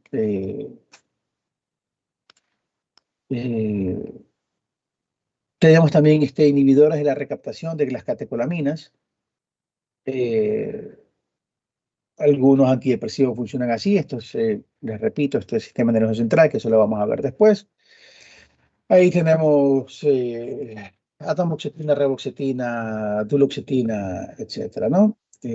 La cocaína, para que lo sepan, es también un simpático mimético, ¿no? Inhibe la recaptación de los neurotransmisores, ¿verdad? Provoca un efecto anestésico local, ¿verdad? Pero también ingresa al sistema nervioso central y evita la recaptación de dopamina. Entonces, ¿qué es lo que va a causar? Va a estimular esos centros de placer. Por eso es que le cogen el gusto a la cocaína, ¿no? Pero bueno, que sepan que existe eso, ¿no? No vamos a entrar mucho en detalle de eso, ¿no? Bueno, y como hablaba de los simpático-miméticos de acción mixta,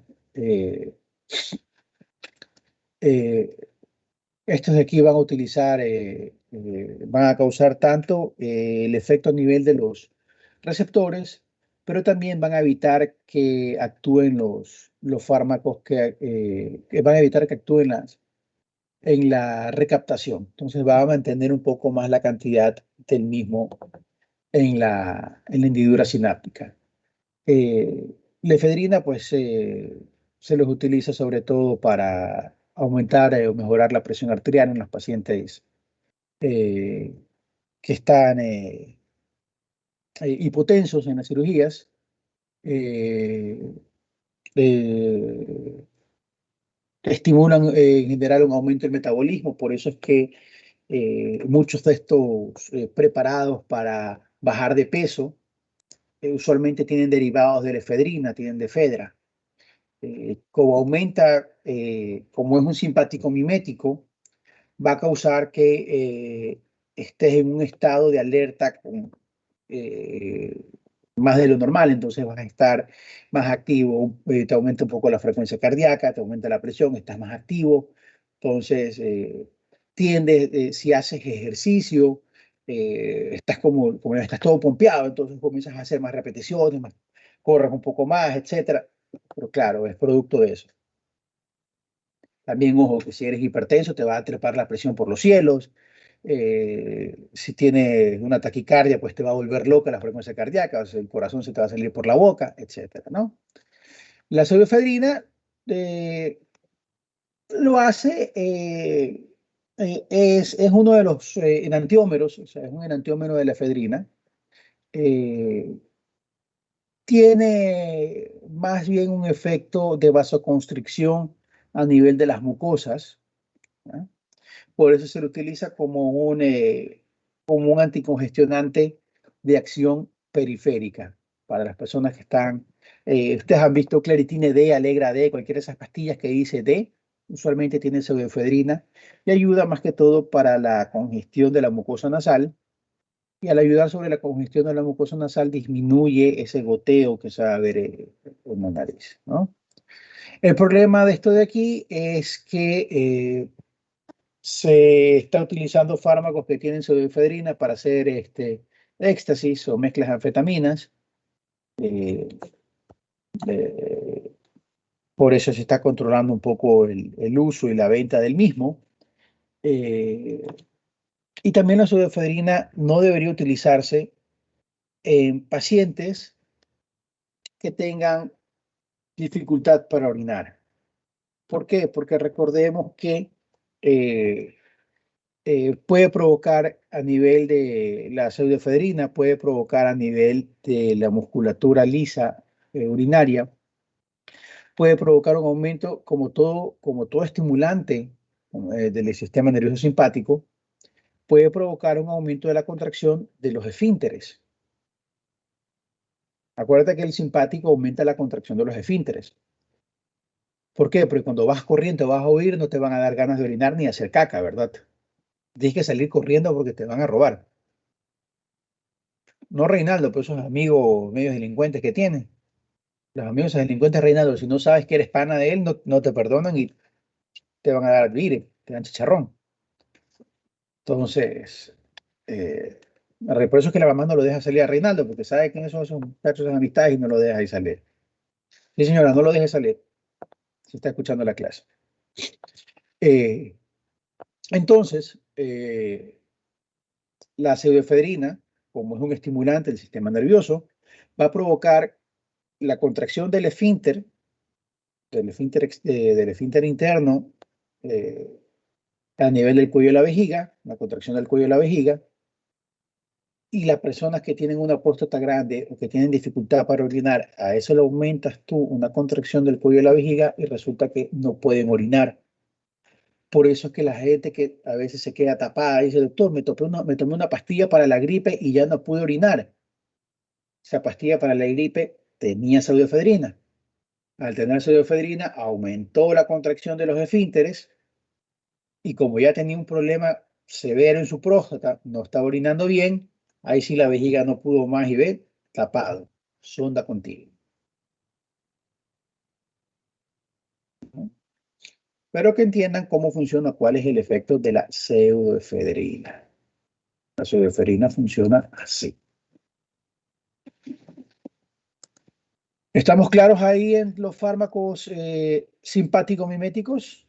Alfa, los beta.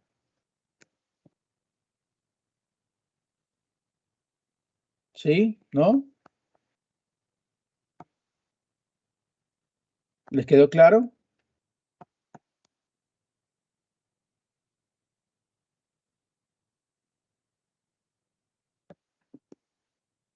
Bueno, si nadie dice nada, voy a creer que todo está bien.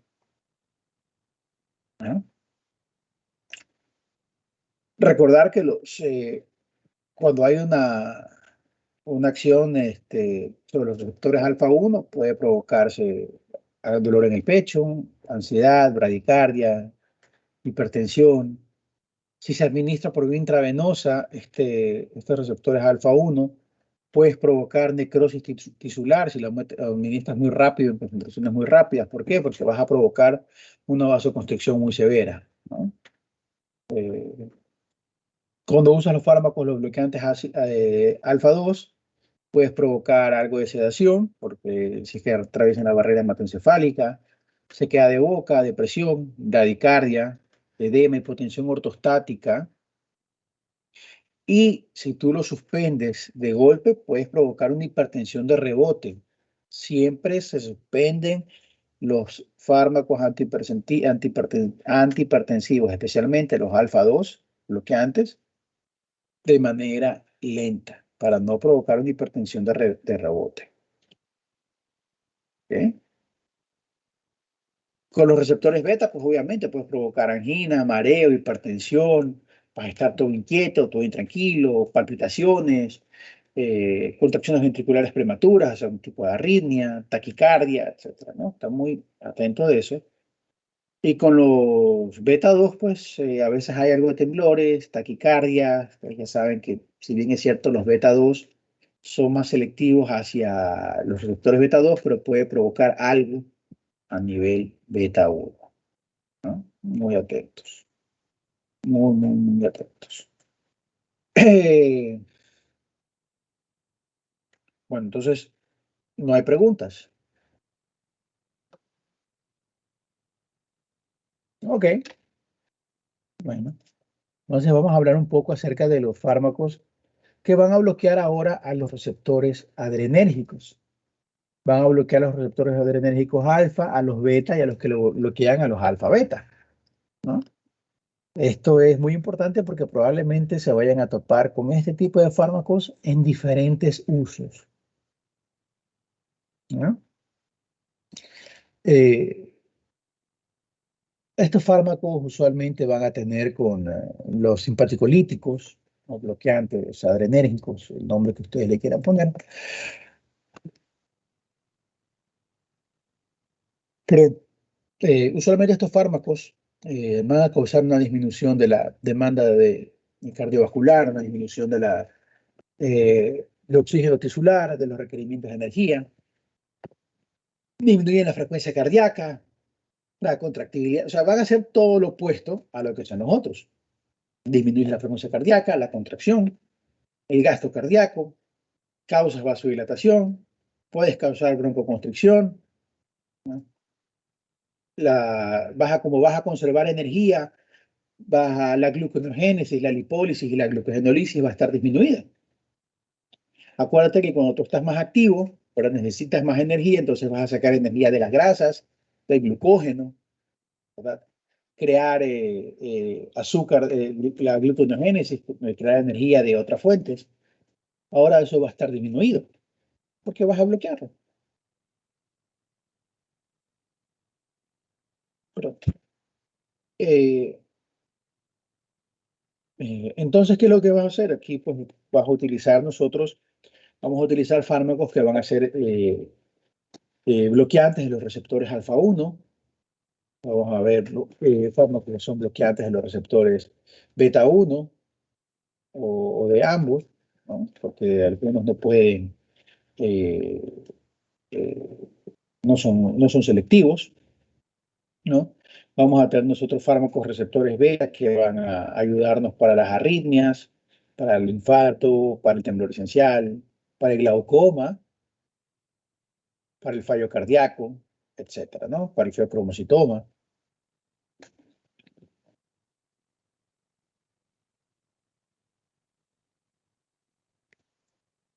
Perdón.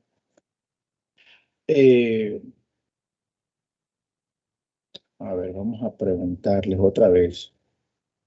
Vamos con Aponte.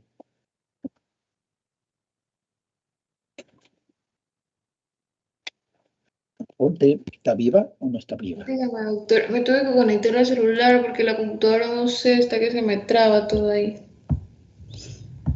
Vamos a revísela rápido porque ya mismo comenzamos exámenes y lecciones con la computadora. Ahí sí va a estar fregada. Bueno, entonces pregunta.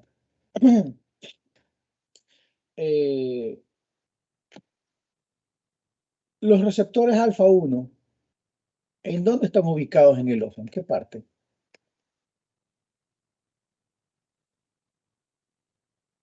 Yo les dije que le presten atención al ojo. Los receptores alfa 1 del ojo. Chuta. Y yo se los dije, estudien bien el ojo, que en el ojo hay muchas preguntas. En el ojo, doctor. Bueno, para que ustedes sepan, en el ojo los receptores alfa 1 están ubicados a nivel del esfínter y del radial del iris.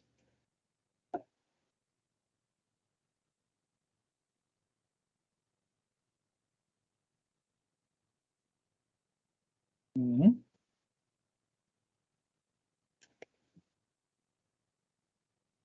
Yo les dije.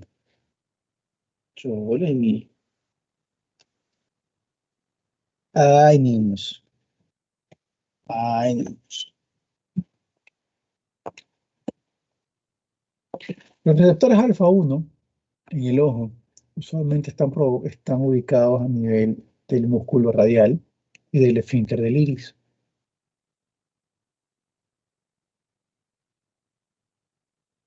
Cuando nosotros provocamos un bloqueo de estos receptores alfa 1 en el ojo, nosotros, ¿qué es lo que vamos a provocar? Vamos a provocar una relajación de estos músculos.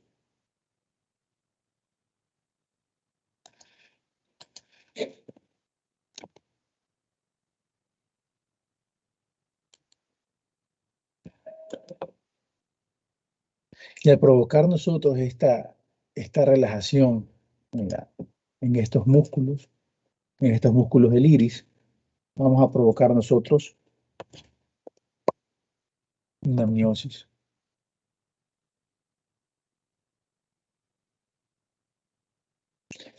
Les dije que vayan a estudiar bien el ojo, los efectos de los... Es más, en Katsun está, ya les voy a decir la página. En Katsun hay un cuadro bellísimo. Les voy a decir dónde está ese cuadro en Katsun. Está al principio, si no recuerdo, cuando habla de fármacos autonómicos. Un cuadro bien bonito. Les voy a dar hasta la página. Silencio.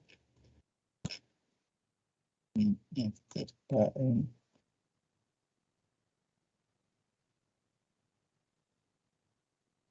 Es más, la tabla 6.3 habla todito los receptores. Lo mismo que la 6.4. Y aquí está. Ustedes tienen en la página 105, en el capítulo 6, ahí está todas las estructuras. Y habla qué es lo que pasa, dónde están los receptores alfa, dónde están los receptores muscarínicos, ahí donde están los receptores beta, todo. ¡Hey, silencio! Todo eso está ahí, pero es bien explicadito. Ahí está con un grafiquito, les pone las iniciales, A, dice alfa, beta, M, si son muscarínicos, todo eso está explicadito, con un dibujito del ojo, donde se ve clarito cómo están las fibras, las trabéculas, para que no se me pierden. Y yo les dije, lean bien el ojo, porque en el ojo van a salir muchas preguntas, porque el ojo tiene receptores de los dos. Tiene receptores alfa, tiene receptores beta y tiene receptores muscarínicos. Entonces, en el ojo tengo para preguntar, puedo hacer un examen de farmacología solamente hablando de receptores a nivel ocular. Así, para que vean la cantidad impresionante, absurda de funciones que podemos tener ahí. Prefería otro gráfico. Eso es el ojo. Estoy casi seguro que teníamos hecho. Pero eso está bueno.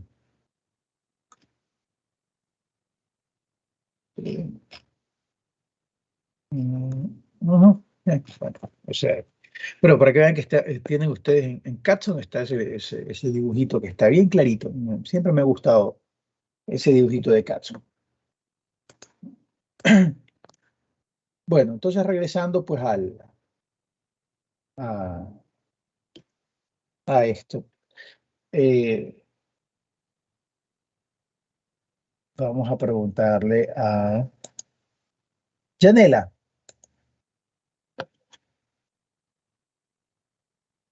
Sí, doctor.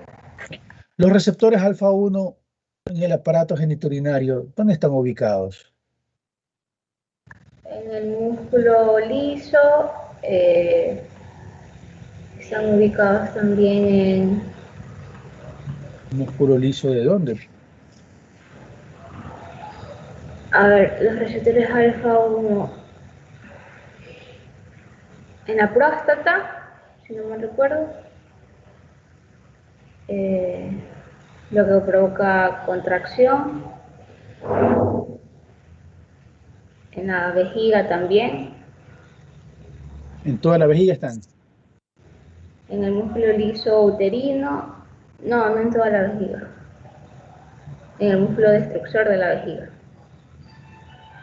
En el músculo destructor de la vejiga. Destructor. ¿Cuál? Destructor. Músculo destructor de la vejiga. Destructor. Vaya ahí. Sí. Detrusor. Detrusor, perdón. Por favor, ustedes ya son estudiantes de medicina, ya vieron anatomía. O sea, ¿cómo pueden ustedes todavía hablar con una falta de propiedad impresionante? Disculpe, doctor. Y en la próstata y en el músculo destructor de la vejiga. Nada más. Detrusor.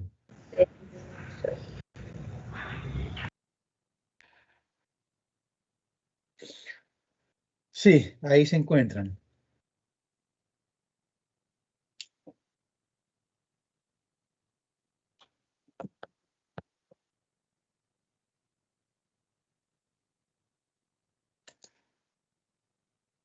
Yani.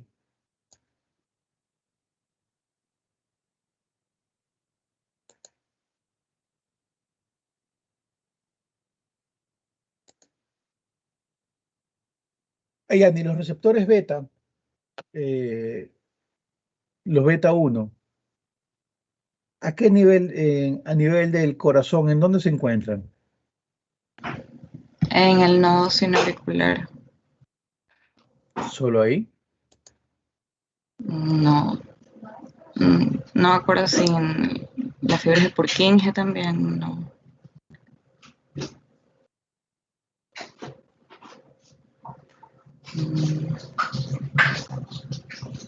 Sí saben que todo esto es evaluado, ¿verdad? En el nódulo atrioventricular también. Adivina, adivinador.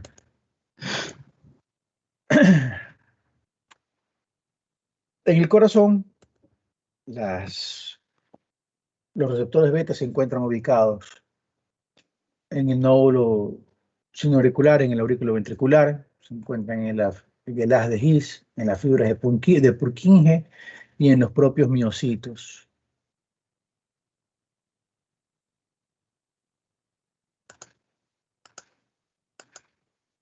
Y ya mismo vamos a entender el por qué.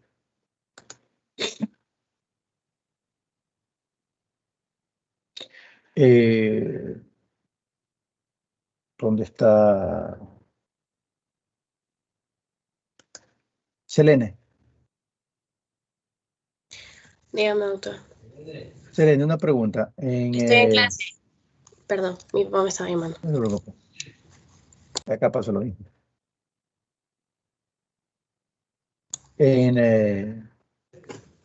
Sabemos que los receptores beta, ¿verdad? Se encuentran no solamente a nivel del corazón, a nivel del riñón. ¿En dónde se encuentran los receptores beta? A nivel del riñón. En el riñón también hay receptores beta, aunque usted no lo crea. En el túbulo contorneado distal, no. Túbulo contorneado distal. ¿Qué pasa?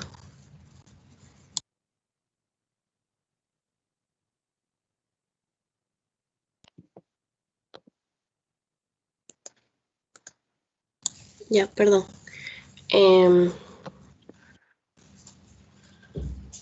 A ver, pensemos. No sé, doctor, la verdad que no.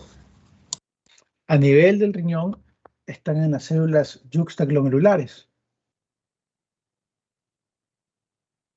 La presencia de las células yuxtaglomerulares es muy importante porque las células yuxtaglomerulares son las productoras de renina.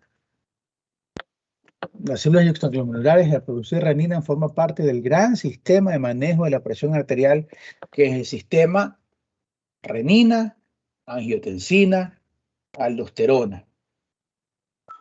Imagínense la importancia que tienen estas. Y ahí es donde se ha descubierto uno de los grandes hallazgos en el manejo de la insuficiencia cardíaca congestiva, la hipertensión arterial y demás, es la importancia que tiene el sistema nervioso autónomo, el sistema nervioso simpático, ¿verdad?, en la remodelación cardíaca. Por eso es que los pacientes con insuficiencia cardíaca congestiva, con pacientes con insuficiencia cardíaca, ¿verdad?, a pesar de su problema de insuficiencia cardíaca, se dan fármacos para bloquear la producción de renina.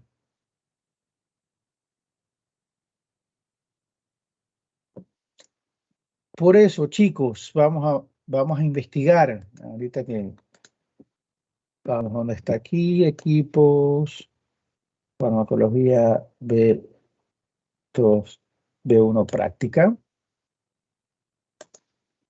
Materiales de clase. Investigaciones a desarrollar. Hoy día estamos 14/06 del 2021.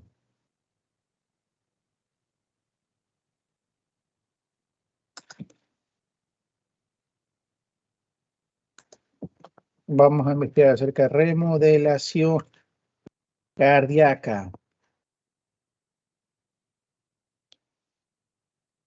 Y vamos a hablar acerca de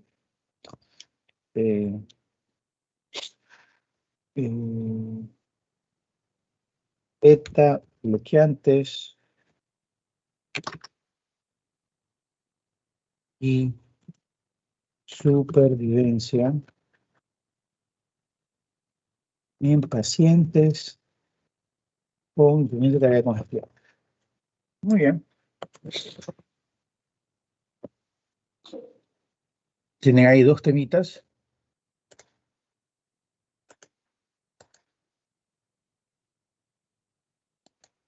Más allá.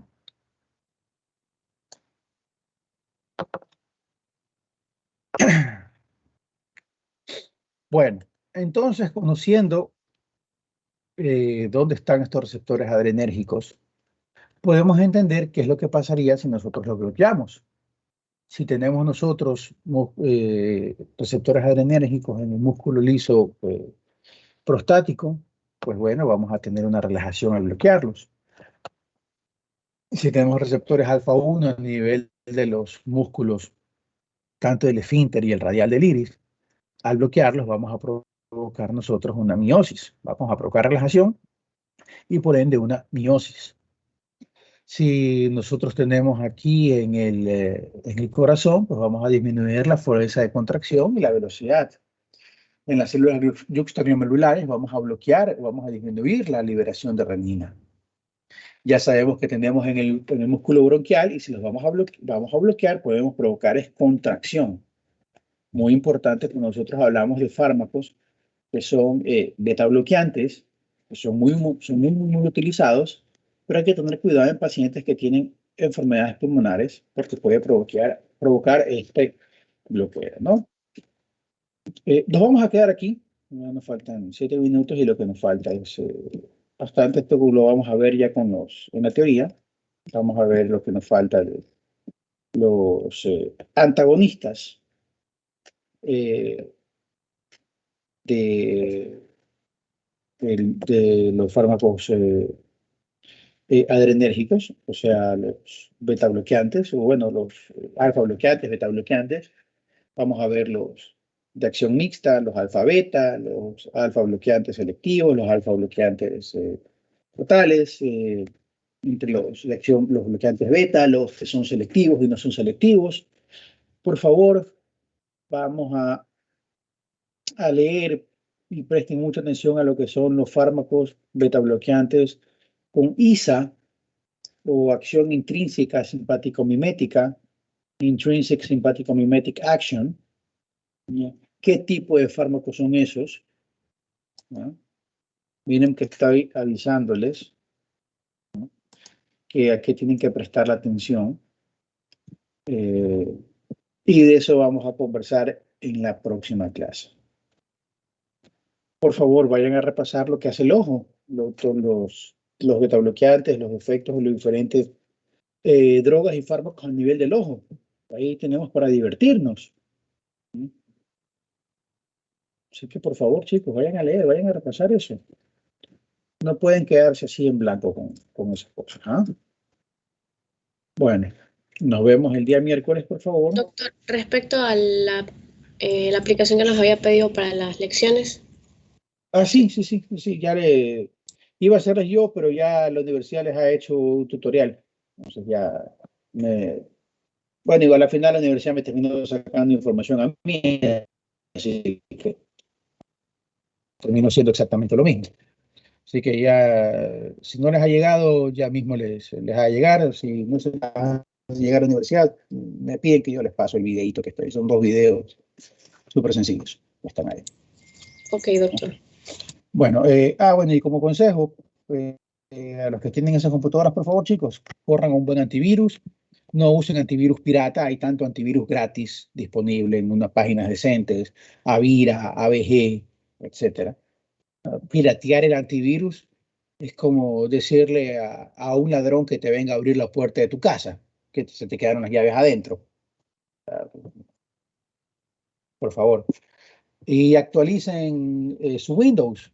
Vayan ahí donde dice en configuración, Windows Update, actualización de Windows, actualicen. O los que tienen Windows 7 u 8, ahí donde dice Windows Update, actualicen. Y si no tienen licencia de Windows, avisen. Yo les paso la dirección de una página donde les venden licencias de Windows a $5, $6, $10. O sea, baratísimo. No tienen que pagar ciento y pico. O sea, 5, $10 lo que se van a gastar ustedes en un par de bielas o en un papipollo en un papipollo con cola y por ahí de remate. ¿No? Hay sitios efectivos, lugares certeros. Es más, yo compro ahí las licencias para no tener Windows pirata, ¿no? Sí compro la licencia, pero baratísimo. Son sitios en Europa porque la ley europea les dice que tú eres dueño de la licencia forever and ever, así tú ventas la computadora, así que hay gente que compra computadoras a millares surgir y ya viene con licencia, las borras y te quedas con el código de licencia y después la puedes revender, así que es completamente legal eso. Viva los europeos. Claro que solamente los argentinos son europeos porque ellos bajaron de los barcos. Acá los mexicanos vinieron de los indios, los brasileños salieron de la selva y los argentinos vinieron de los barcos. ¿Sí escucharon eso, verdad? Dijo, hay algo más de día. El Internet no es solamente para TikToks y porno. El Internet es para más de redes sociales y pornografía. Por favor, vean las noticias, infórmense de lo que pasa en el mundo. ¿Eh? Voy a tener que mandarles a ustedes a hacer resumen de noticias todas las semanas, a ver qué pasó en el mundo, para ver si casi ven algo más en Internet que no sea pornografía y TikTok, Instagram, y Quai y no sé qué otras cosas tengan ahora en redes sociales. Nos vemos, chicos, el día miércoles. Miren que les estoy avisando, repasen bien el ojo, cuántos receptores hay, todo. Miren que allá más no les puedo haber advertido. Va a haber una cantidad impresionante de preguntas del ojo, porque el ojo se presta para eso.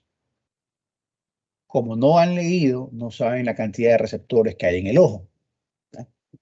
Entonces, cada fármaco que tú tengas agonista o antagonista va a tener un efecto en el ojo y va a provocarte cambio en la dilatación, cambio de provocarte constricción, en la acomodación, o sea, en el enfoque, el desenfoque, todo eso, en la producción de humor acuoso, en la reabsorción de humor acuoso, todo eso, solamente aquí, en un solo órgano. De un órgano puedo sacar tranquilamente 15 preguntas, un examen completito, aquí. Si así avisándoles no quieren ir a estudiar, ¿qué puedo hacer yo? Ya no es mi culpa. Bueno, niños, ojo, están avisados. Vayan a desayunar, ¿ah? Desayunen. Chao, pasen bien.